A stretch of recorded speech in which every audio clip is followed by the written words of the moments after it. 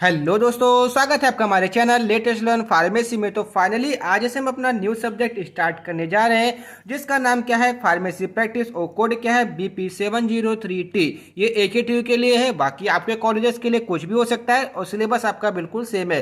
देखिए, पहले हम इसका इंट्रोडक्शन देखेंगे, फार्मेसी प्रैक्टिस होती क्या है, उसके बाद हम अपने यूनिट के ऊपर में आएंगे। उससे पहले मैं आपको ये बता देना चाहता हूँ कि इस फार्मेसी प्रैक्टिस के सिलेबस को हम कैसे कवर अप करेंगे, कैसे फुल एंड फाइनल करेंगे। देखिए, सब ऑलरेडी इसमें सेक्शंस बटे हुए, जैसे यूनिट फर्स्ट में देखेंगे आप तो हॉस्पिटल एंड इट्स ऑर्गेनाइजेशन। देखिए, ये एक पार्टिकुलर टॉपिक है यहाँ तक, तो इसका मतलब क्या है कि यहाँ तक एक वीडियो बनेगा। उसके बाद hospital pharmacy and its organization का बनेगा। उसके बाद एडवर्स ड्रग रिएक्शन। देखिए, ये जो टॉपिक होगा ये आप ऑलरेडी फार्माकोलॉजी में पढ़ चुके होंगे, मतलब आप ऑलरेडी इसको फार्माकोलॉजी फर्स्ट में पढ़ चुके हैं। हमारे चैनल पे भी इसका वीडियो अपलोडेड है, तो अगर आप चाहें तो वहां से भी हेल्प ले सकते हैं अगर वीडियो थोड़ी लेट होती है। क्योंकि इस समय वीडियो लेट होने का एक ही रीजन है कि हमारे घर की जो फाइनेंशियल प्रॉब्लम है वो ज़्यादा है। बिकॉज अभी जस्ट एक न्यूरो सर्जरी हुई है हमारे फैमिली में, इसलिए थोड़ी प्रॉब्लम चल रही है। लेकिन जैसे ही उससे हम ऊपर आएंगे, उसके बाद फिर से जैसे हम शुरू रहते थे उसी तरीके से हम फिर से शुरू हो जाएंगे, ठीक है ना। तो इसके लिए आप बिल्कुल टेंशन मत लीजिएगा। आपका सिलेबस अलग चीज़ है, मेरी प्रॉब्लम अलग चीज़ है, तो वो चीज़ दोनों अलग अलग है। बस आप अपने ऊपर फोकस कीजिए कि हमको कैसे यहाँ पे पढ़ना है, और हम मुझको ये फोकस करना है कि मैं आपको कैसे आपका जो सिलेबस है वो कैसे खत्म कराऊंगा। तो आज की इस वीडियो में बेसिकली हम टॉपिक की जो बात करेंगे वो फार्मेसी प्रैक्टिस है क्या। उसके बाद यूनिट फर्स्ट पे आएंगे, जिसमें हम हॉस्पिटल एंड इस ऑर्गेनाइजेशन के जितने भी टॉपिक्स हैं सब के बारे में थोड़ा थोड़ा करके जानेंगे। तो आइए स्टार्ट करते हैं। सबसे पहले हमको ये जानना होगा कि फार्मेसी जो प्रैक्टिस है वो एक्चुअल में है क्या, इसका रोल क्या है, हमारे सिलेबस में क्यों दिया गया है, इसका एम क्या है, इसके एस्पेक्ट क्या है। देखिए, जो फार्मेसी प्रैक्टिस है ये फार्मेसी की एक ब्रांच है जो कि डील किससे करती है, development of professional role of the pharmacist. मतलब आप फार्मासिस्ट हो ना, तो आपको एक प्रोफेशनल रोल दिया जाए। मतलब कहने का क्या है कि वैसे तो आप फार्मेसी पढ़ रहे हैं, लेकिन आपके अंदर वो प्रोफेशनलिज्म नहीं आएगा जब तक आपको उसके विषय में बताया ना जाए, उसके विषय में आपको ट्रेनिंग ना दी जाए, उसके विषय में आपको अच्छी से अच्छी बातें और अच्छे से अच्छे काम करने के लिए ना बताया जाए कि कैसे आप अपने प्रोफेशंस को कंपिटेंट कर सकते हैं, कैसे आप कंपिटेंट फार्मासिस्ट के रूप में उभर सकते हैं। तो इसलिए ये जो सब्जेक्ट है ये बहुत ही इंपॉर्टेंट है। इसका मेन मोटिव क्या होता है कि एक गुड प्रोफेशनल के फार्मासिस्ट को बना देना, ठीक है ना। जैसे बोलते हैं कि हम खाना बनाते हैं वो अच्छी तरीके से, तो इसलिए हमको कुकिंग का ज्ञान होना चाहिए। उसी प्रकार से अगर हम वेल डेवलप प्रोफेशनल फार्मासिस्ट हैं तो हमको फार्मेसी प्रैक्टिस की नॉलेज होनी चाहिए, ठीक है ना। अब तो आपको ये समझ में कि फार्मेसी प्रैक्टिस क्या है। अब दूसरी चीज़ क्या है कि इसका एम क्या है, कि ये हमारे सिलेबस में क्यों रखा गया। तो इसका जो सबसे पहला जो प्राइमरी एम यही है कि जो आपकी हेल्थ सर्विसेज है, हेल्थ सर्विसेज में क्या आती है, जैसे कोई पेशेंट आता है उसको डॉक्टर क्या करता है, डायग्नोस करके फिर उसको प्रिस्क्रिप्शन लिखता है, ठीक है ना। आप क्या करते हैं, फार्मासिस्ट क्या करता है, उसको फिल करता है, फिल करने के बाद उसकी डोज की कंपाउंडिंग करता है, कंपाउंडिंग करने के बाद डिस्पेंस करता है, फिर उसको बताता है कि आपको कैसे इसको इनटेक करना है, किस फॉर्म में करना है, कितने टाइम पे करना है। तो आपकी क्या है, एक हेल्थ सर्विस है। तो इसमें क्या करना है, उसको एक पॉजिटिव इंपैक्ट लेकर आना है। देखिए, पॉजिटिव इंपैक्ट और नेगेटिव इंपैक्ट दो तरीके के होते हैं। पॉजिटिव इंपैक्ट का मतलब क्या है कि आपको ऐसी दवा आपको वहां पे प्रिस्क्राइब मतलब देनी है, प्रिस्क्राइब नहीं करनी है, बस उसको आपको ऐसी डोज देनी है कि उसी डोज से वो ठीक हो जाए। अभी मैं एग्जांपल के तौर पे, आपको बुखार आता है, आप क्या करते हैं, जाके 650 mg की पैरासीटामॉल खा लेते हैं, ठीक है ना। उसके बाद आपका बुखार उतर जाता है। लेकिन अभी आप किसी डॉक्टर के पास जाएंगे तो आपको 325 mg की शुरुआत देगा, लेकिन वो आपको इफेक्ट नहीं करेगी, तो आप बोलेंगे डॉक्टर क्या है, गड़बड़ है। इसीलिए कहते हैं कि कोई भी ऐसी ड्रग या कोई भी मेडिसिन बिना फार्मासिस्ट के या बिना डॉक्टर के सलाह के नहीं लेनी चाहिए, चाहे वो पैरासीटामॉल ही क्यों ना हो, क्योंकि 650 mg पैरासीटामॉल बहुत ज़्यादा हो जाती है। तो इसका बेसिक एम या प्राइमरी एम क्या है कि हेल्थ सर्विसेज में एक पॉजिटिव इंपैक्ट ले आना। तो यही हमारा क्या है, फार्मेसी प्रैक्टिस का क्या है, एम है। अब हम इसको कैसे ला सकते हैं, मतलब हेल्थ सर्विसेज में हम कैसे एक पॉजिटिव इंपैक्ट ला सकते हैं, making sure of safe and effective use of the medicament. मतलब जितने भी मेडिकामेंट हम यूज कर रहे हैं उसका एक क्राइटेरिया फिक्स कर देना चाहिए कि इतनी डोज में ही हमको चाहिए, ये हमारे लिए इतनी डोज में सेफ है, ये हमारे लिए इफेक्टिव है या नहीं इफेक्टिव है। तो ये एक उसका एक क्राइटेरिया बना देना चाहिए। तो फार्मेसी प्रैक्टिस का मेन एम यही है। देखिए, अभी हम यूनिट के ऊपर नहीं आए हैं, अभी हम बात करें फार्मेसी प्रैक्टिस के बारे में। तो फार्मेसी प्रैक्टिस होता क्या है और साथ साथ में उसका एम क्या है, इसके बारे में हमने आपको बताया। उसके बाद तीसरी चीज आती है, इसके एक्सपेक्ट क्या क्या हो सकते हैं, मतलब सिंपल सा पहलू जिसको बोलते हैं कि इसके कौन कौन सी पहलू हो सकते हैं। तो पहला क्या है, पेशेंट काउंसलिंग। देखिए, पेशेंट काउंसलिंग का मतलब क्या होता है? काउंसलिंग का मतलब क्या होता है कि आप अपनी जगह बनवाते हैं, ठीक है ना, आप अपनी गणना करवाते हैं। तो उसी प्रकार से पेशेंट की काउंसलिंग करना, कि पेशेंट का बहुत तरीके से काउंसलिंग हो सकती है कि उसको कुछ डिजीज है, उसकी पेशेंट हिस्ट्री बन सकती है, वो कितने मतलब सिंपल बोल सकते हैं कि कितने नंबर में पेशेंट है। उसके बाद अगर हम दूसरी बार बात करें तो preparation and distribution of the medication. देखिए, आप फार्मासिस्ट हैं, आप ड्रग को प्रिपेयर भी कर सकते हैं, डिस्पेंस भी कर सकते हैं और कैलकुलेट भी कर सकते हैं डोज को। आपके ऊपर, आपके अंदर तीनों गुण होने चाहिए और तीनों आपके अधिकार है। तो पहले क्या है, मेडिकेशन को प्रिपेयर करना एंड उसको डिस्ट्रीब्यूट करना किसको? पेशेंट को, ठीक। उसके बाद तीसरी चीज क्या है, डिस्पेंसिंग ऑफ प्रिस्क्रिप्शन ड्रग, मतलब जो डॉक्टर ने प्रिस्क्रिप्शन के ऊपर ड्रग लिखी है उसका सही अमाउंट में डोज दे करके आपको वो ड्रग किसको देनी है? पेशेंट को देनी है। उसके बाद आता है फोर्थ, आपका क्या आता है, maintenance of the medical record, मतलब जितने भी मेडिकल रिकॉर्ड्स है। फॉर एग्जांपल के तौर पे कोई पेशेंट आईपीडी में भर्ती हुआ, मतलब इन्वर्ट में आया, बहुत ही सीरियस था, उसको आईपीडी में एडमिट कर दिया गया, अब उस बचा नहीं, उसकी डेथ हो गई, तो इसका जो मेंटेनेंस रिकॉर्ड होगा, मेडिकल रिकॉर्ड होगा, वो भी क्या हो जाएगा? फार्मासिस्ट के अंतर्गत ही आएगा।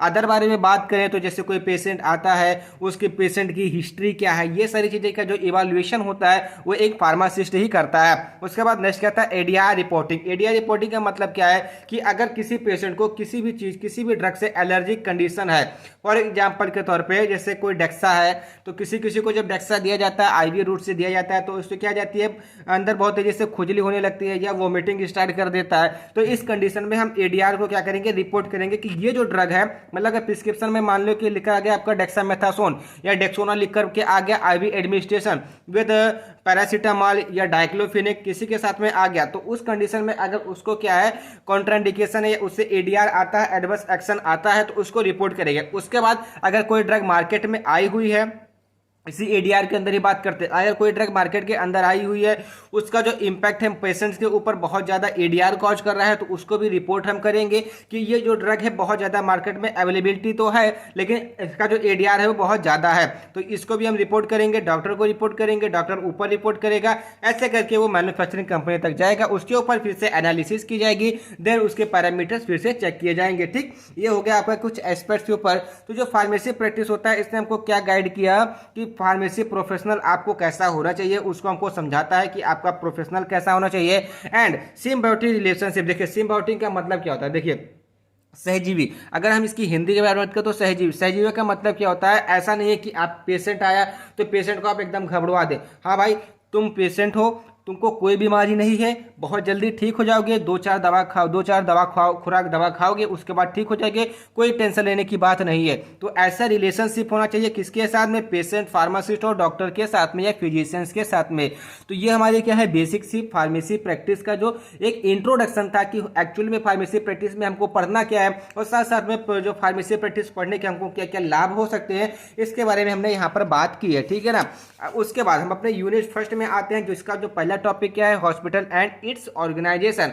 मतलब आपने हॉस्पिटल ट्रेनिंग की होगी, तो बेसिकली उसी को दिमाग में रखकर आप चलिएगा।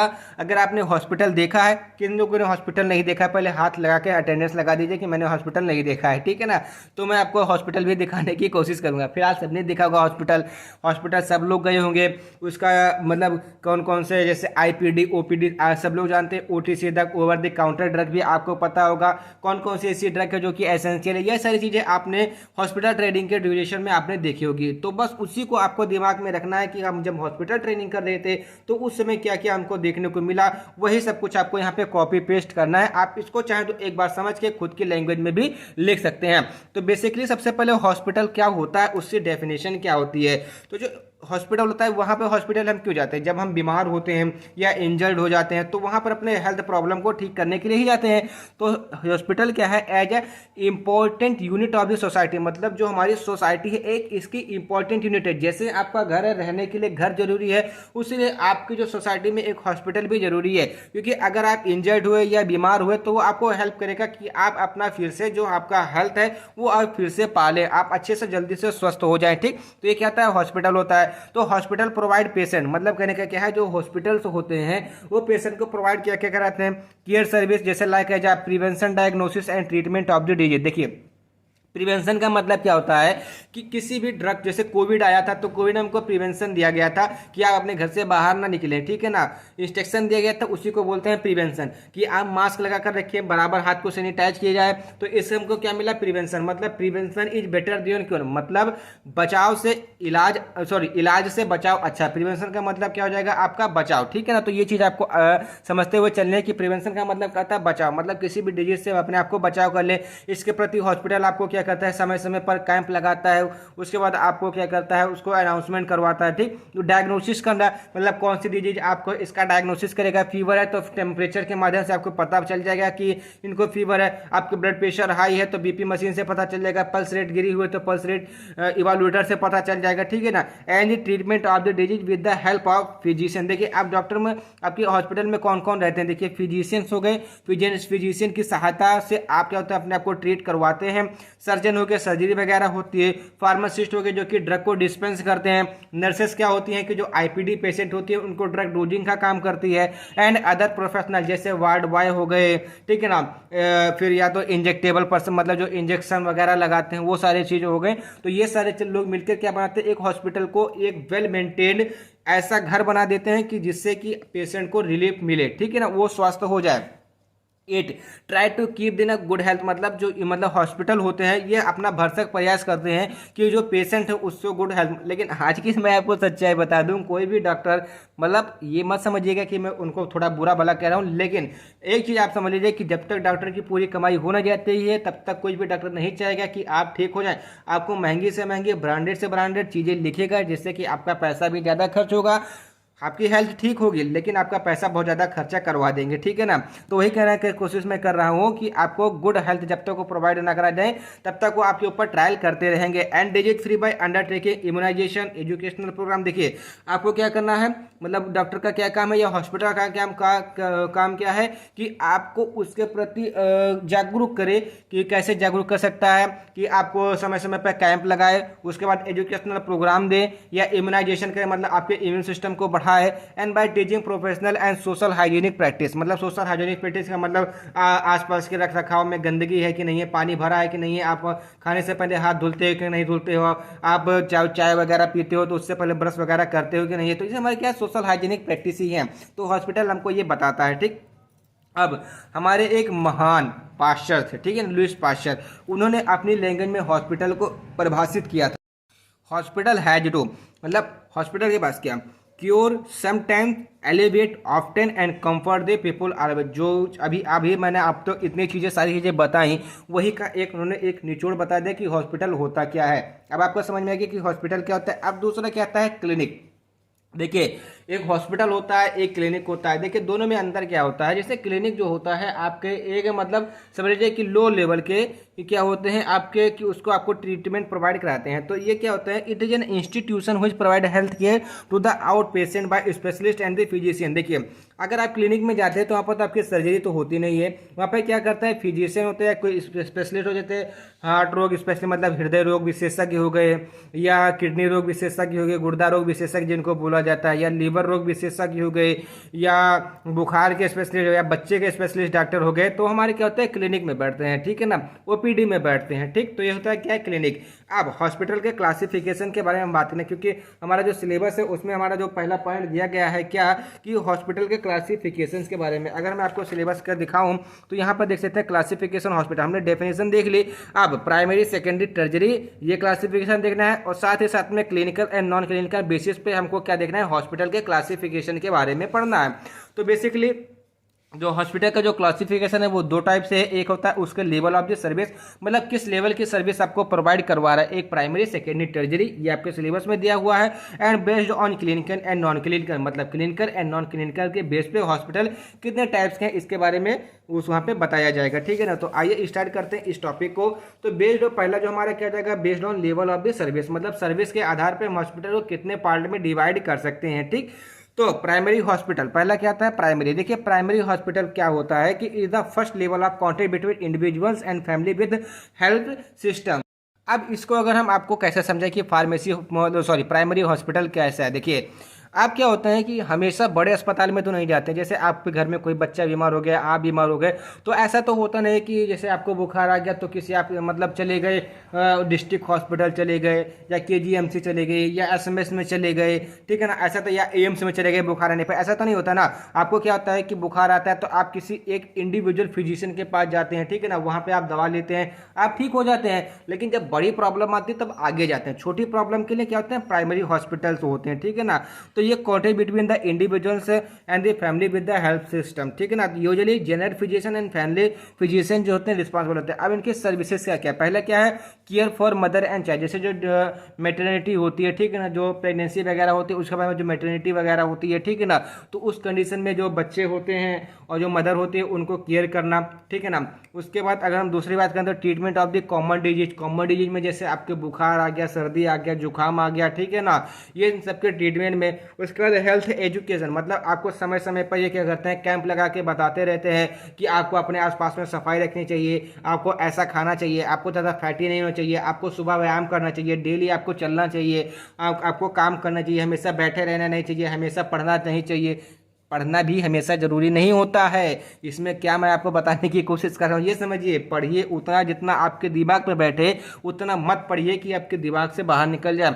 2 घंटे पढ़िए, 1 घंटा काम कीजिए, 2 घंटे काम कीजिए, घर का काम बताइए, उसके बाद फिर 2 घंटे पीजिए। अगर एक आदमी दिन में 4 से 5 घंटे भी फार्मेसी में दे रहा है तो समझ लीजिए कि बहुत ही अच्छा करेगा आगे चल के, ठीक है ना। उसके बाद prevention of the locally endemic disease, देखिए एंडेमिक डिजीज जैसे ब्लड प्रेशर वगैरह की जो मरीज हो गए, या शुगर वगैरह के जो मरीज हो गए, तो उनको प्रिवेंशन देना, ठीक है ना। इम्यूनाइजेशन, जैसे कोविड की वैक्सीन लग रही थी, कहाँ पर, आपके सीएचसी पे लग रही थी, जो आपके मतलब गांव के सरकारी अस्पताल होते हैं वहाँ पे लग रही थी, ठीक है ना। तो इम्यूनाइजेशन की क्या वहाँ पे सर्विसेज है। एंड फैमिली प्लानिंग के बारे में बताते हैं कि आप इसका यूज कीजिए, आप फैमिली प्लानिंग 2 से ऊपर, मतलब हम 2 हमारे 2 का हिसाब रखिए, ठीक है ना। And treatment of the injury, मतलब आपका कहीं पे फूट जाता है, सर्वर फूट जाता है, या हड्डी वगैरह टूट जाती है, तो प्राइमरी ट्रीटमेंट देते हैं, उसके बाद आपको रिफर कर देंगे सेकेंडरी के पास में, ठीक है ना।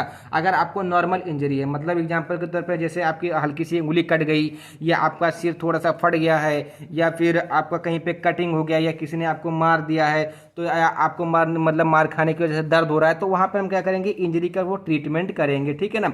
ये हमारे क्या है, सर्विसेज हैं किसके, प्राइमरी हॉस्पिटल्स के, ठीक है ना। अब प्राइमरी हॉस्पिटल में क्या क्या कंटेन होते हैं, तो बेसिकली ये 30 से 50 बेड कंटेन किए होते हैं जो प्राइमरी हॉस्पिटल्स होते हैं। अब इसमें मैन पावर क्या क्या होती है, देखिए मतलब इनके कौन कौन से सदस्य होते हैं। पहला क्या होता है, बीएचओ होता है, ठीक है ना। आपने बहुत देखा होगा कि बहुत लोग बोलते हैं सीएमओ, बीएचओ, सीएमएस, ठीक है ना। अब उसके बारे में हमारा ये फर्ज बनता है कि हम आपको बताएं। तो बीएचओ क्या होता है, ब्लॉक हेल्थ ऑफिसर होता है। ब्लॉक क्या होता है, देखिए एक होता है विलेज, विलेज मतलब गांव होता है जिस वहाँ पर आप रखते हैं, और विलेज का मतलब कई सारे विलेज का मतलब कई सारे गांवों को जो देखता है उसको क्या बोलते हैं, ब्लॉक देते हैं। मतलब उसके अंदर के ऑर्गेनाइजेशन, उसके अंदर की फैसिलिटी, उसके अंदर के जो सरकारी काम, गवर्नमेंट काम जो होते हैं, उसको कौन देखता है, ब्लॉक देखता है। तो उसी प्रकार से जो हॉस्पिटल्स होते हैं, मतलब जैसे आपके गाँव का एक हॉस्पिटल हो गया, आपके गाँव का बगल का हॉस्पिटल हो गया, उसके गाँव के बगल का हॉस्पिटल हो गया, तो इसके लिए क्या होता है, एक ब्लॉक हेल्थ ऑफिसर होता है जिसकी जो स्पेशलिटी कहते हैं कि सीनियर मोस्ट स्पेशलिस्ट होता है, ठीक। उसके बाद जनरल फिजिशियन आते हैं, जनरल सर्जन आते हैं। तो जनरल सर्जन के लिए मतलब क्वालिफिकेशन कहना चाहिए, वो एमएस होना चाहिए, मास्टर इन सर्जरी होना चाहिए। फिजिशियन के लिए एमडी होना चाहिए कि मास्टर इन मेडिसिन होना चाहिए, ठीक है ना। उसके बाद गायनेकोलॉजिस्ट होते हैं, वो भी आप जानते हैं कि जो मतलब स्त्री रोग प्रसूरता होते हैं, जिसको एमएस डीजीओ करते हैं, ठीक है ना। उसके बाद आपके आई सर्जन होते हैं जो कि एमडी एंड एमएस दोनों में से कोई भी एक में उनकी क्वालिफिकेशन होना चाहिए, और किस एरिया में, ऑप्थेल्मोलॉजी में। उसके बाद डेंटल सर्जन आते हैं जिसमें बीडीएस आते हैं, ठीक है ना, बैचलर इन डेंटल सर्जरी। उसके बाद मेडिकल ऑफिसर जो क्या होता है एएमबीबीएस, जिसको ईएमओ भी बोलते हैं आप। पब्लिक हेल्थ मतलब पीएचएम होते हैं, जो कि क्या एमडी विथ एमबीए, मतलब एमबीए भी करना पड़ता है। एंड आयुष के जो डॉक्टर आते हैं जैसे बीएमएस वगैरह हो गए, बीयूएमएस हो गए, या बीएचएमएस हो गए, तो इसे हमारे यहाँ पे किस कैटेगरी में आते हैं, आयुष की कैटेगरी में आते हैं, ठीक है ना। उसके बाद आपका जो दूसरा आता है क्या आता है, सेकेंडरी हॉस्पिटल। देखिए ये क्या होता है, second tyre of the health system होते हैं। देखिए second tyre of the health system का मतलब क्या होता है, जैसे आपका मैं बात करूँ, भगवान ना करे कभी ऐसा हो, लेकिन मान लीजिए कि कोई पर्सन है, वो जा रहा है रास्ते में, ठीक है ना, तो क्या हुआ कि उसका एक्सीडेंटल हो गया, उसकी कंडीशन ऐसी हो गई कि उसका गोड़ भी मतलब टूट भी गया, उसके साथ में फट भी गया। तो उस कंडीशन में कोई भी सीएचसी वाले जो मतलब सामुदायिक स्वास्थ्य केंद्र वाले होंगे, उसको क्या करेंगे, बहुत मैक्सिमम टू मैक्सिमम क्या करेंगे, उसको हम क्या करेंगे, टाका वाका लगा के भेज देंगे, बस इतना ही कर पाएंगे। उसके बाद उसको भेजेंगे कहाँ पे, हम डिस्ट्रिक्ट हॉस्पिटल में भेजेंगे जहाँ पर उसका ट्रीटमेंट होगा, जहाँ पर उसका ऑपरेशन वगैरह होगा, ठीक है ना। तो इसलिए बोला गया है कि ये सेकंड टायर होता है, मतलब जैसे एक गाड़ी के 2 टायर होते हैं ना, तो जो हमारा सेकंड टायर होता है वो रिस्पॉन्सिबल होता है उसको मूवमेंट कराने के लिए। तो ये second tier of the health system होता है, in which patient are refer from the primary health care, मतलब पीएचसी से वो कहाँ पे जाता है, higher hospital for the treatment, ठीक है ना।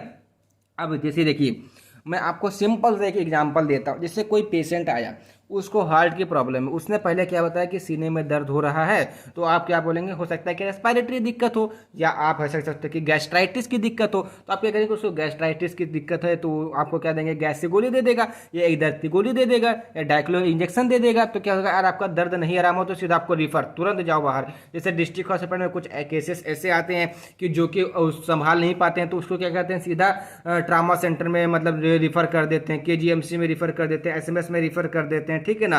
तो यही कहता है, इसी को रेफरल कहा जाता है, ठीक है ना।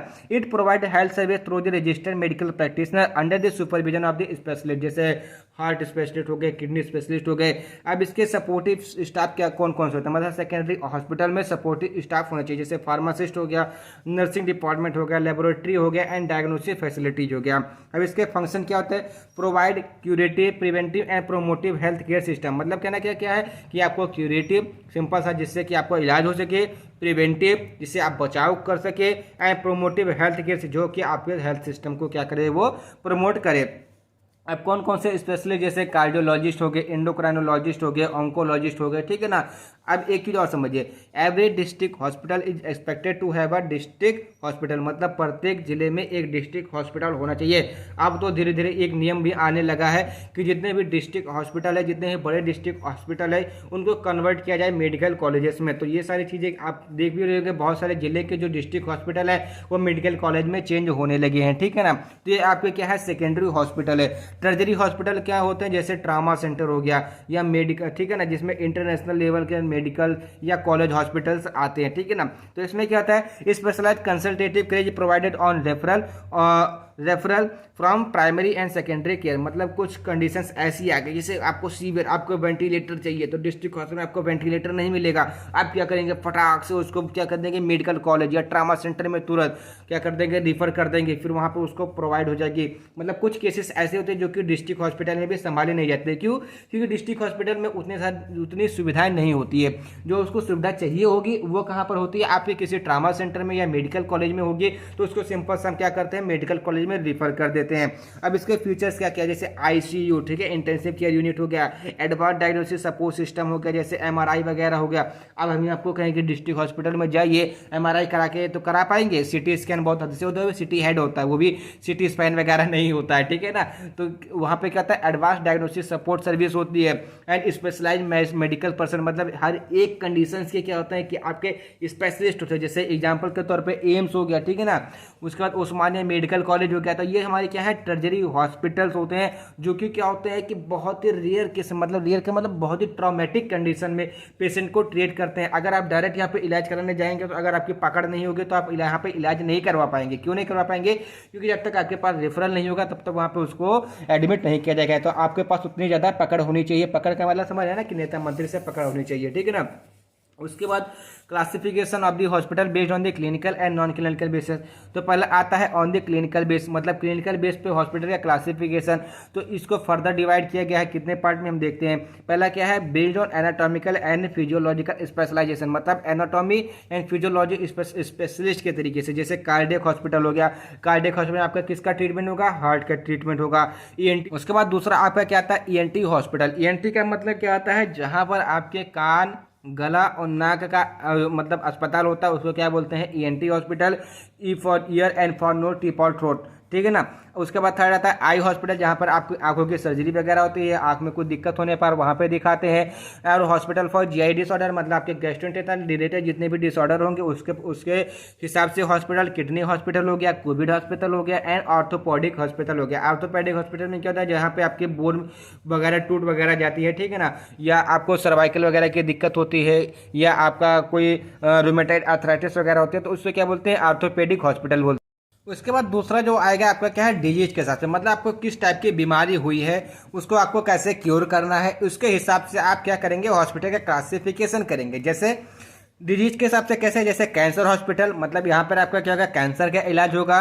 हॉस्पिटल फॉर कम्युनिकेबल डिजीज, जैसे कम्युनिकेबल डिजीज क्या थी आपके, जैसे अभी आपका कोविड आया था, आपका क्या था, कम्युनिकेबल डिजीज थी। एड्स है, ठीक है ना, ये हमारी क्या है, कम्युनिकेबल डिजीज है, ठीक है ना। उसके बाद आता है hospital for neural and mental disorder, जिसको साइकेट्रिस्ट बोलते हैं, न्यूरोलॉजिस्ट जहाँ पे आपका होते हैं। तो ये भी हमारे क्या जाएगा, हॉस्पिटल का एक प्रकार हो जाएगा, जहाँ पे आपको न्यूरो साइकेट्रिस्ट, अभी मैं जस्ट वहीं पर था, ठीक है ना, एंड मेंटल डिसऑर्डर के जितने पेशेंट होते हैं उनका ट्रीटमेंट होता है। उसके बाद हॉस्पिटल फॉर सेक्सुअल डिजीज, मतलब जो सेक्सुअल डिजीज होती है, जैसे एड्स वगैरह हो गई, या अदर सेक्सुअल डिजीज में जहाँ पर आपकी इनफर्टिलिटी वगैरह की जो प्रॉब्लम होती है, ठीक है ना, गायनेकोलॉजिस्ट भेजते हैं वहाँ पे, या मेल की प्रॉब्लम, स्पर्म प्रॉब्लम होती है, तो वहाँ पे क्या होता है, hospital for this sexual disease के लिए एक पार्टिकुलर हॉस्पिटल होता है। उसके बाद हॉस्पिटल फॉर स्किन डिजीज, मतलब जो चर्म रोग विशेषज्ञ होते हैं उनका एक पार्टिकुलर क्या होता है, एक हॉस्पिटल होता है, ठीक है ना। उसके बाद तीसरे, based on group of people serve, मतलब किस प्रकार के पीपुल को आप सर्व करें, जैसे पेडियाट्रिक हॉस्पिटल हो गया जिसमें बच्चों का इलाज होता है, ठीक है ना। उसके बाद मतलब जेरियाट्रिक हॉस्पिटल हो गया, मतलब जहाँ पर आपके बूढ़े लोग, मतलब जो एल्डर होते हैं वहाँ पर उनका इलाज होता है। उसके बाद आपका मैटरनिटी हॉस्पिटल होता है। मैटरनिटी आप जानते हैं, जो प्रेगनेंसी वगैरह, मतलब प्रेगनेंसी के दौरान पे जहाँ जिस हॉस्पिटल में हम लेकर जाते हैं उसको क्या बोलते हैं, मैटरनिटी हॉस्पिटल बोलते हैं। उसके बाद गायनोकोलॉजिकल हॉस्पिटल हो गया, जहाँ पे क्या होता है कि जहाँ पे इनफर्टिलिटी जैसे प्रॉब्लम होती है तो वहाँ पर हम जाते हैं किससे, गायनोकोलॉजिस्ट के पास में जाते हैं। And hospital for drug addict, मतलब जो जैसे जो नशा वगैरह जो करते हैं उनको क्या करते हैं, हम हॉस्पिटल में एडमिट करा देते हैं, ठीक है ना। तो वो हमारा क्या हो जाएगा, एक अलग हॉस्पिटल का टाइप हो जाएगा, ठीक है ना। तो ये हमारे थे क्या थे, क्लिनिकल बेसिस पे हॉस्पिटल का क्लासिफिकेशन। उसके बाद चौथा क्या होता है, मेडिसिन सिस्टम के आधार पर हॉस्पिटल का क्लासिफिकेशन कैसे हो सकता है, कि ऐसे हॉस्पिटल जो कि एलोपैथिक ड्रग यूज करते हैं उनको क्या बोलेंगे, एलोपैथिक हॉस्पिटल बोलेंगे। ऐसे हॉस्पिटल जो कि आयुर्वेदिक के ऊपर निर्भर है उनको बोलेंगे आयुर्वेदिक हॉस्पिटल। ऐसे हॉस्पिटल जो कि होम्योपैथिक सिस्टम के ऊपर निर्धारित हैं उनका बोलेंगे क्या, होम्योपैथिक हॉस्पिटल। ऐसे हॉस्पिटल जो कि यूनानी सिस्टम के ऊपर आधारित हैं, जैसे BUMS वाले, तो क्या जाएगा, यूनानी हॉस्पिटल हो जाएगा। ऐसे हॉस्पिटल जो कि सिद्धा सिस्टम के ऊपर आधारित हैं वो हमारे क्या जाएगा, सिद्धा हॉस्पिटल। देखिए ये जितना भी है, एलोपैथिक, आयुर्वेदिक, होम्योपैथिक, यूनानी, सिद्धा, ये सब चीज़ आप जानते होंगे क्योंकि मैंने आपको बहुत अच्छे तरीके से वो हर्बल में बताया था और फार्माकोग्नोसी में बताया था। अगर आपको फिर से इसमें डाउट है तो जा करके उस वीडियो को फिर से देख लीजिए, क्योंकि हर एक जगह पर आपको ये मिलेगा। अभी नहीं, जब कंपटीशन में आप बैठेंगे तो इससे मतलब जो आयुर्वेदिक, होम्योपैथिक, यूनानी और जो सिद्धा है, इससे कम से कम आपको 3 क्वेश्चन मैं आपको लिखित दे दूँ कि आपको वहाँ से फंसेगा ही फंसेगा, ठीक है ना। तो इसको आप एक बार फिर से जाकर के वीडियो देख ही लेना, ठीक है ना। उसके बाद जो दूसरा क्लासिफिकेशन क्या है, on the basis of non clinical, ठीक है ना, नॉन क्लिनिकल बेसिस के आधार पर हॉस्पिटल का क्लासिफिकेशन। तो पहला क्या आता है, based on type of ownership, मतलब ओनरशिप के आधार पे, जैसे कौन उसका ओनर है। तो उसमें जो पहला आता है क्या आता है, गवर्नमेंट हॉस्पिटल। अब गवर्नमेंट हॉस्पिटल में कौन कौन से आते हैं, जैसे आपके रेलवे हो गए, आर्मी हॉस्पिटल हो गया एंड जनरल हॉस्पिटल हो गया। जैसे आप देखते हैं कि आपका जो सामुदायिक स्वास्थ्य केंद्र वो आपका किसके अंतर्गत में आता है, जनरल हॉस्पिटल के अंतर्गत में आता है। रेलवे हॉस्पिटल के बारे में आप जानते हैं, आर्मी हॉस्पिटल के बारे में आप जानती होंगी। उसके बाद आपका दूसरा क्या आता है, प्राइवेट हॉस्पिटल। प्राइवेट हॉस्पिटल में भी आपके 2 होते हैं। देखिए ये जो प्राइवेट हॉस्पिटल में जो चैरिटेबल हॉस्पिटल होते हैं, मैं किसी की बुराई नहीं करता हूं, मैं आपको बता दे रहा हूं कि जो काला धन होता है उसको सफेद करने का काम कौन करता है, चैरिटेबल हॉस्पिटल वाले करते हैं, ठीक है ना। उसके बाद मिशनरी हॉस्पिटल्स होते हैं। उसके बाद बेस्ड ऑन हॉस्पिटल साइज, मतलब जैसे पहला था, उसके बाद नॉन क्लिनिकल बेस में हॉस्पिटल साइज, मतलब उसके हॉस्पिटल के साइज के आधार पर पहला क्या आता है, लार्ज साइज हॉस्पिटल, मतलब ऐसे हॉस्पिटल जिनका जो साइज बहुत बड़ा होता है, जिसमें आपको 1000 बेड या उससे ज़्यादा बेड पाए हो जाते हैं, जैसे मेडिकल कॉलेज वगैरह हो गए, ठीक है ना। मीडियम साइज हॉस्पिटल जिसमें 500 से 1000 बेड होते हैं। उसके बाद स्मॉल साइज हॉस्पिटल जहाँ पर आपके 100 से 500 बेड्स होते हैं। और वेरी स्मॉल साइज हॉस्पिटल जहाँ पर आपके 100 या 100 से कम बेड्स होते हैं, उनको आप क्या बोलते हैं, वेरी स्मॉल साइज हॉस्पिटल। देखिए मैं आपको बहुत ही शॉर्ट में और बहुत ही मतलब कॉन्सेप्चुअल बता रहा हूँ कि आपको ये समझ में आ जाए। इसको आप लोगों ने देखा होगा अपने गांव में, जो आपको हॉस्पिटल्स होगा, आपके शहर में कोई हॉस्पिटल होगा, आपके यहाँ पे सामुदायिक स्वास्थ्य केंद्र होगा या डिस्ट्रिक्ट हॉस्पिटल होगा या मेडिकल कॉलेज होगा, तो वहाँ पर आप देखते हैं कि लार्ज साइज का है, मीडियम साइज का है, स्मॉल साइज का है, वेरी स्मॉल साइज का है, तो कितने बेड होंगे, ट्रॉमा सेंटर में कितने बेड होंगे, तो ये सारी चीज़ें आप शुरू से देखते आ रहे हैं, ठीक है ना। तो ये था हमारा क्या क्लासिफिकेशन। अब हॉस्पिटल का फंक्शन क्या होता है, देखिए आपने क्लासिफिकेशन तो देख लिया, अब हॉस्पिटल का फंक्शन भी जानना आपको जरूरी है। देखिए पेशेंट केयर, सबसे पहली चीज़ क्या है कि पेशेंट हॉस्पिटल आप क्यों जाते हैं? खुद को इलाज कराने के लिए। तो पहला क्या है? Patient care. तो उसको क्या करना है? पेशेंट को केयर आप कर देंगे जब उसकी डायग्नोसिस करेंगे और उसको ट्रीट करेंगे, एंड इमरजेंसी केयर भी देंगे, ठीक है ना।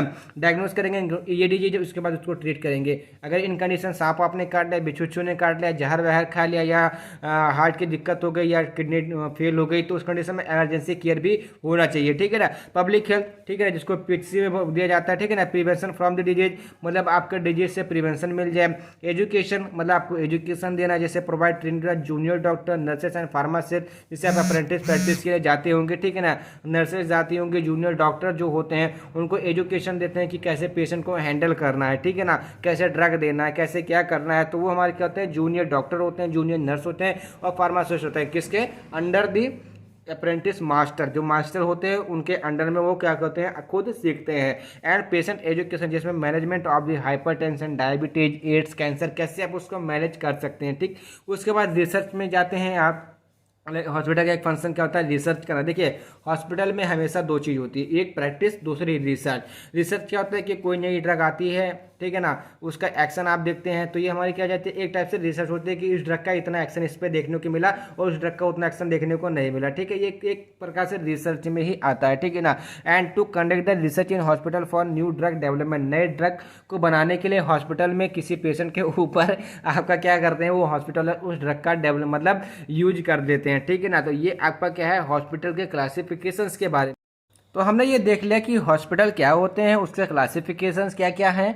उसके बाद जो हमारा नेक्स्ट टॉपिक आता है organization structure of a hospital, मतलब हॉस्पिटल का कैसा ऑर्गेनाइजेशन स्ट्रक्चर होना चाहिए, और साथ ही साथ में उनके जो मेडिकल स्टाफ्स होते हैं किसी भी हॉस्पिटल को चलाने के लिए, और उनके क्या क्या फंक्शंस होते हैं। ये दो अलग अलग टॉपिक है हमारे, तो हम बात करेंगे इस टॉपिक के ऊपर। तो यह स्टार्ट करते हैं। तो सबसे पहले जो ये आपको फ्लो चार्ट दिख रहा है, ये आपका क्या है? अगर आपसे ये पूछा जाता है कि organization structure of the hospital, तो आपको सिंपल सा ही बनाना होगा, इसी के बेसिस पे आपको नंबर मिलेंगे, ठीक है ना। तो इसमें क्या होता है कि जो सबसे पहले आता है वो आता है क्या? बोर्ड ऑफ डायरेक्टर, जिसको बोलते हैं गवर्निंग बॉडी, ठीक है ना। गवर्निंग बॉडी का मतलब जैसे गवर्नमेंट क्या होती है, जैसे अगर हम सिंपल से भाषा में समझे कि ऐसे आदमी या ऐसी पार्टी जो क्या करती है कि हमारे देश का संचालन करती है किसी भी क्राइटेरिया में, ठीक है ना, किसी भी कंडीशंस में, किसी भी राज्य में, किसी भी प्रदेश में, तो उसको क्या बोलते हैं? गवर्नमेंट। उसी प्रकार से हॉस्पिटल के पॉइंट ऑफ व्यू से अगर गवर्निंग बॉडी के बारे में बात करें, तो ऐसे कमेटी के मेंबर या ऐसे डायरेक्टर, या हम सिंपल से बोलें कि ऐसे इंडिविजुअल्स जो कि पूरे हॉस्पिटल को क्या करते हैं? गवर्न करते हैं, उसके संचालन को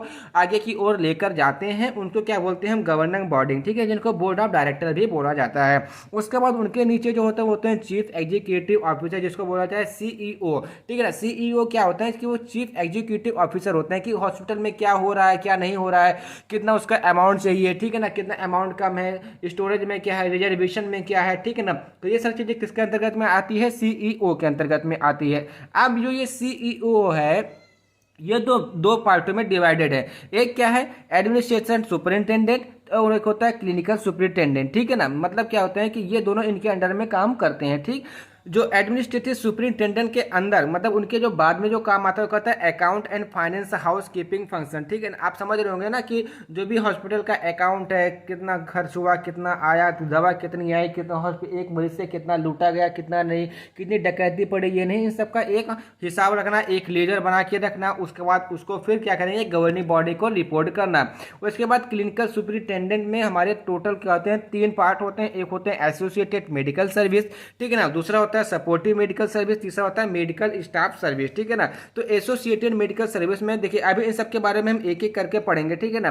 तो एसोसिएटेड मेडिकल सर्विस में क्या होता है? जैसे एनेस्थीसिया सर्विस, जैसे हमको ऑपरेशन वगैरह में जा रहे हैं, ऑपरेशन थिएटर में जा रहे हैं, तो ऑपरेशन जाने मतलब जब होता है तो हमको एनेस्थीसिया देकर बेहोश कर दिया जाता है, तो ये भी एक प्रकार की सर्विस हुई। तो उसको देने वाला भी हमारा क्या होना चाहिए? एक स्पेशलिस्ट होना चाहिए, तो जिसको एनेस्थेटिक स्पेशलिस्ट बोला जाता है, ठीक है ना। तो क्या जाएगा आपके पहले क्या हो जाएगा? एनेस्थीसिया सर्विस हो गया, किसके अंतर्गत में आती है? एसोसिएटेड मेडिकल सर्विस के अंतर्गत में आती है। उसके बाद एसोसिएटेड मेडिकल सर्विस के अंतर्गत ब्लड बैंक आता है, जहां से क्या करते हैं? आप ब्लड को डोनेट करते हैं और जरूरत पड़ने पर आप वहां से लेते भी हैं, ठीक है ना। क्लिनिकल लेबोरेटरी आती है, जहां पर आपका ब्लड पैथोलॉजी वगैरह टेस्ट वगैरह होते हैं।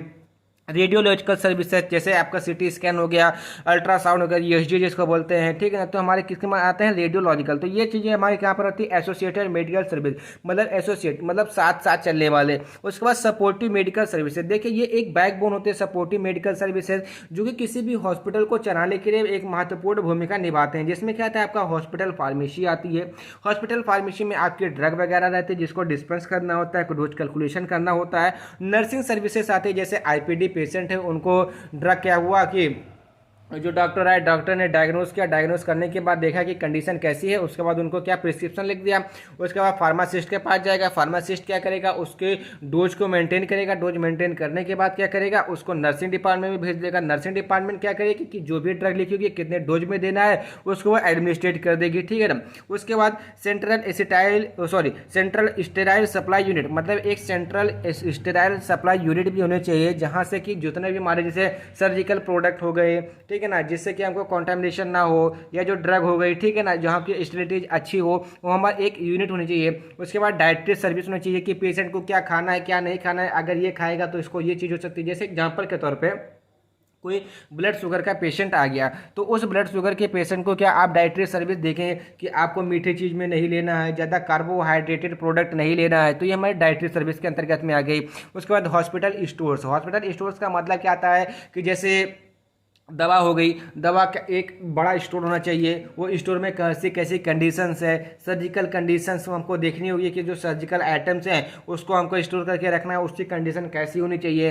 व्हील चेयर हो गया, ठीक है ना, स्ट्रेचर वगैरह हो गया, ठीक, ये सब चीज़ें क्या होती हैं, चेयर्स वगैरह हो गई, ये हॉस्पिटल स्टोर्स में होती है। And maintenance of the medical record, जैसा कि मैंने आपको शुरुआत में बताया था मेडिकल रिकॉर्ड को मेंटेन करना, और मेडिकल रिकॉर्ड क्या होता है मैं आपको ऑलरेडी बता चुका हूँ शुरुआत में। उसके बाद जो आपके आते हैं मेडिकल स्टाफ्स आते हैं। मेडिकल स्टाफ में क्या होते हैं, जैसे एक होते हैं एक्टिव मेडिकल स्टाफ जो कि उस समय कार्यरत रहते। देखिए अगर आप हॉस्पिटल जाते हैं तो वहाँ पर देखते होंगे कि ऐसे स्टाफ जो कि उस समय काम कर रहे होते हैं उनको बोला जाता है एक्टिव मेडिकल स्टाफ, मतलब वो सक्रिय समय। उसके बाद एसोसिएटेड मेडिकल स्टाफ, मतलब जब एक्टिव मेडिकल स्टाफ हमारे लीव पर चले जाते हैं या छुट्टी पे चले जाते हैं, उनकी छुट्टी हो जाती है, तो हमारे आते हैं एसोसिएटेड मेडिकल स्टाफ आते हैं। उसके बाद कंसल्टेटिंग मेडिकल स्टाफ, जिससे हम कंसल्ट करते हैं, वो मतलब एक पर्सनल इंडिविजुअल के साथ में जाकर, जैसे नर्स है वो इंडिविजुअल में जाएगी, जैसे 6 बेड पे एक नर्स होनी चाहिए, तो कंसल्टेटिव मेडिकल स्टाफ के अंतर्गत में आ जाती है। एसिस्टेंट मेडिकल स्टाफ, देखिए ये सारी चीज़ें हम आगे चलकर डिटेल में डिस्कस करेंगे, ठीक। तो ऑर्गेनाइजेशन और structure of the hospital depend upon its size, मतलब उसके साइज के आधार पे हम उसको मतलब कैटेगराइज कर सकते हैं।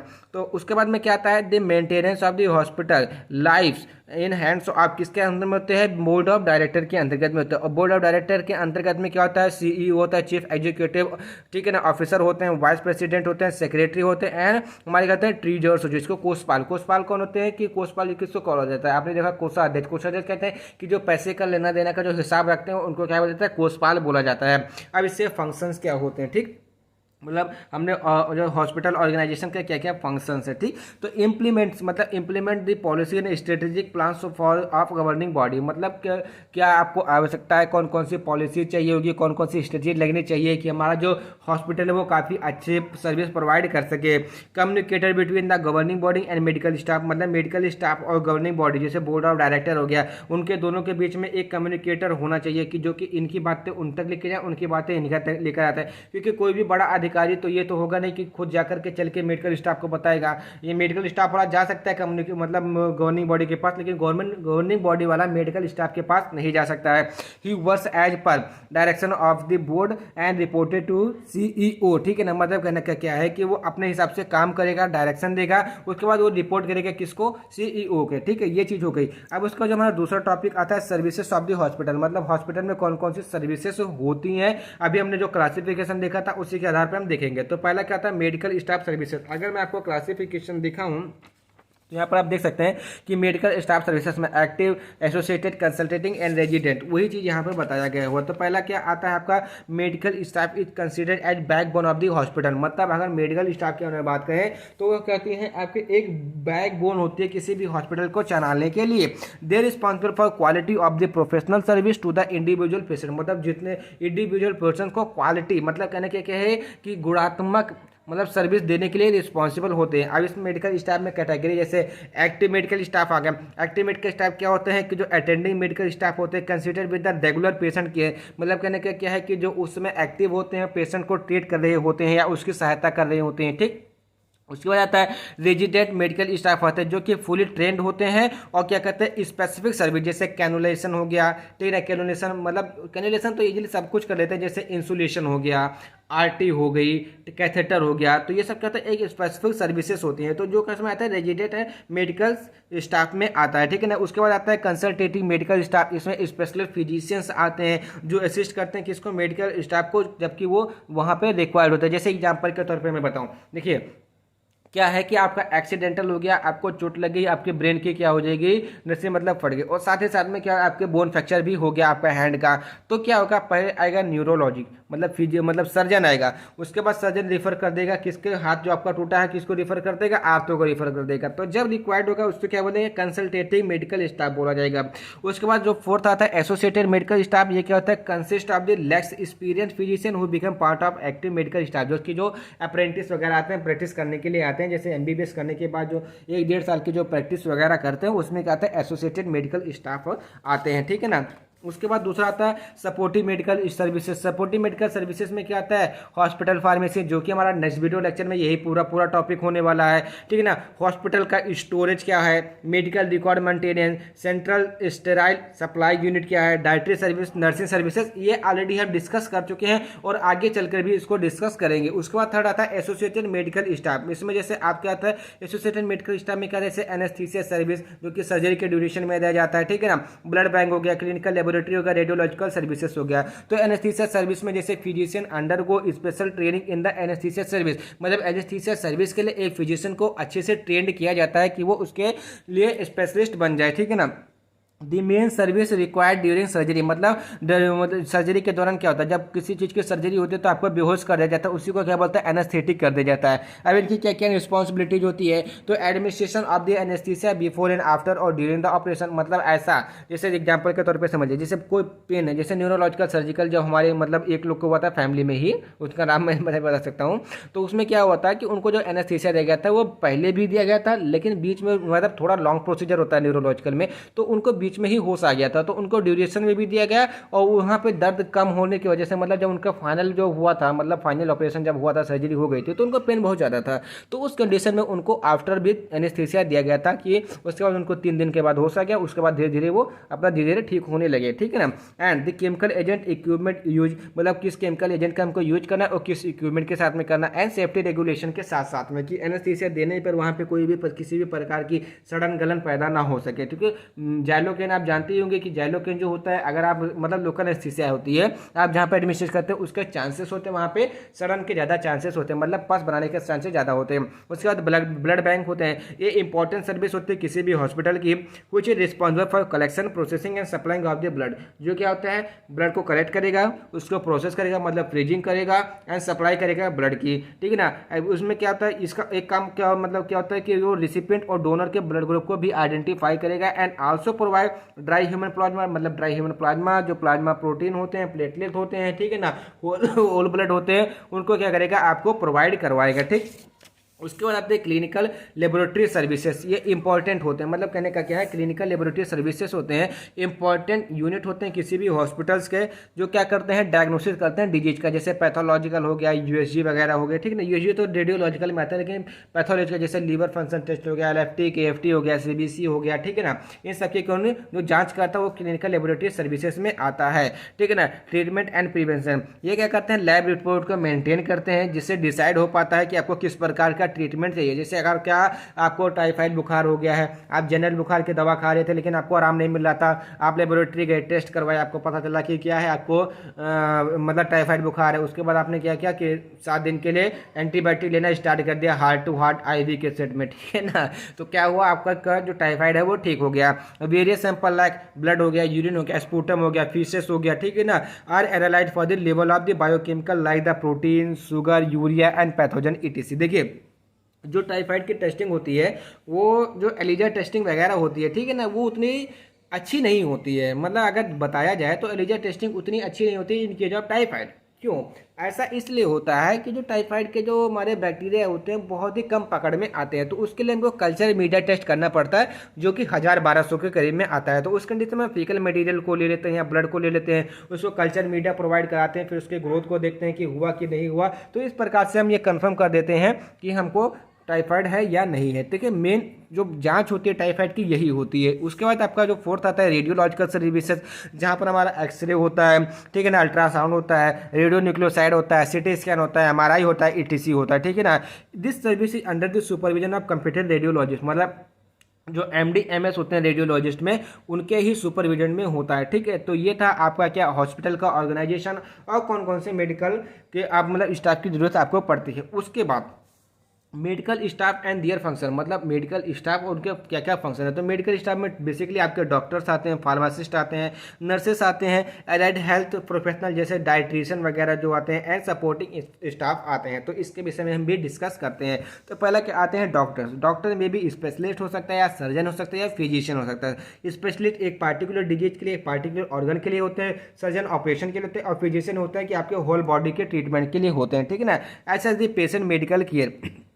Junior doctor also provide treatment under the supervision of the senior doctor, मतलब जो जूनियर डॉक्टर होते हैं वो सीनियर डॉक्टर के सुपरविजन में वो ट्रीटमेंट प्रोवाइड करवा सकते हैं। ठीक है ना, तभी तो आगे चल के सीनियर डॉक्टर बनेंगे। अब हम बात करें, जैसे अभी फार्मेसी की बात करें हम, तो आप अप्रेंटिस प्रैक्टिस के लिए जाते हैं तो क्या तुरंत आप सब कुछ करने लगते हैं? तुरंत आप टाका लगाने लगते हैं? तुरंत आप इंजेक्शन लगाने लगते हैं? तुरंत आप डिस्पेंस करने लगते हैं? नहीं, क्या आपको एक अपने सीनियर के साथ में जाना होता है। सीनियर आपको 1-2 दिन बताता है, उसके बाद आप खुद से करने लगते हैं। धीरे धीरे आपका क्या एक्सपीरियंस बढ़ जाता है, उसके बाद आप भी क्या हो जाते हैं, सीनियर बन जाते हैं, जूनियर से सीनियर बन जाते हैं। ठीक, अब जो डॉक्टर के फंक्शंस होते हैं ये भी डिपेंड करते हैं किससे, कि वो किस प्रकार के मतलब एक्सपीरियंस है या स्पेशलिस्टी के आधार पर। तो पहला आता है सीनियर कंसल्टेंट, मतलब जो सीनियर डॉक्टर होते हैं। तो specialist doctor who see the patient at specific time interval during the ward round. देखिए, अगर आपने हॉस्पिटल ट्रेनिंग की होगी तो आपने वार्ड में, जैसे सर्जिकल वार्ड हो गया, मेडिकल वार्ड हो गया, ठीक है ना, या चिल्ड्रेन वार्ड हो गया, तो वहाँ पर आप देखते होंगे कि जो डॉक्टर्स होते हैं वो सुबह शाम राउंड करते हैं। ठीक, तो ये क्या होता है, सीनियर कंसल्टेंट होते हैं।